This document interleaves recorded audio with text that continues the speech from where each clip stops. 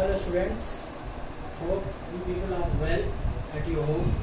Today we will discuss about the software and its types. By the way, you all are aware about the software and hardware.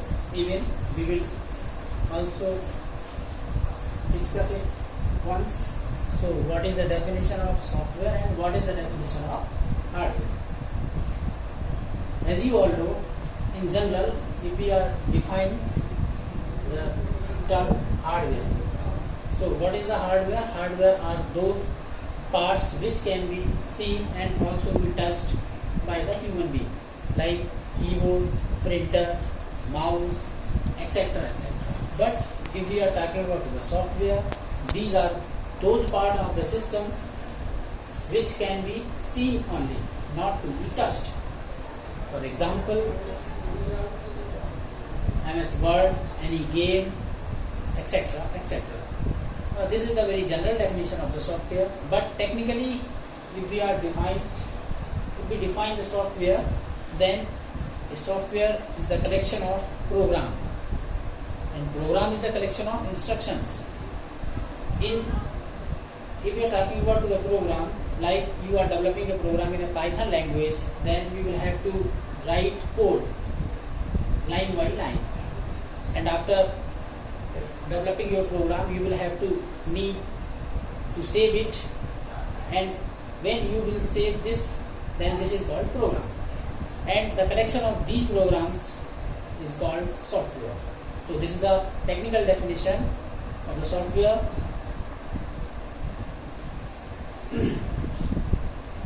Means the collection of programs is called the software. There are the three types of the software we are discussing here. First one is system software, second one application software, and third one is utility software. So what do you mean by the system software? I have explained here in some points. That's why you people will understand very easily. So system software means designed to operate the computer hardware. Next one is used to provide basic functionality, a platform for running application software, and examples are assembler, compiler, driver, operating system, debugger. So let me discuss about the system software. System software are those software on which the application software runs. मैं एक बार फिर explain कर रहा हूँ. System software हमारे वो software होते हैं जिन पे एप्लीकेशन सॉफ्टवेयर को हम लोग रन कराते हैं.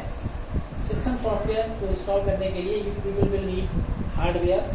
सो that's why I have written here design to operate the computer hardware. if we are installing our software, then we need some hardware. क्योंकि ये जरूरी है, जब तक हार्डवेयर नहीं होगा it is not possible to install the particular software. तो पहला लिखा हुआ है कि design to operate computer hardware. Hardware को ऑपरेट करने के लिए हम जो है सिस्टम सॉफ्टवेयर को डिजाइन किया जाता है. Use to provide basic functionality. जो बेसिक फंक्शनैलिटी होती है सिस्टम की, उनके लिए हम सिस्टम सॉफ्टवेयर का यूज करते हैं. ये मैं बता चुका हूँ. आई टोल्ड यू बिफोर कि platform, it is a platform on which the application software runs. It is called the system software. General example है, आपने जितनी विंडोज देखी हैं, जैसे विंडो 98, विंडो एक्सपी, जितने भी ऑपरेटिंग सिस्टम्स हैं, वो सारे ऑपरेटिंग सिस्टम सिस्टम सॉफ्टवेयर के एग्जांपल्स होते हैं. कुछ हमने देख रखे हैं, जैसे operating system Windows 98, 2000, Windows 7, Window Vista, Linux, Unix. These all are the examples of the system software.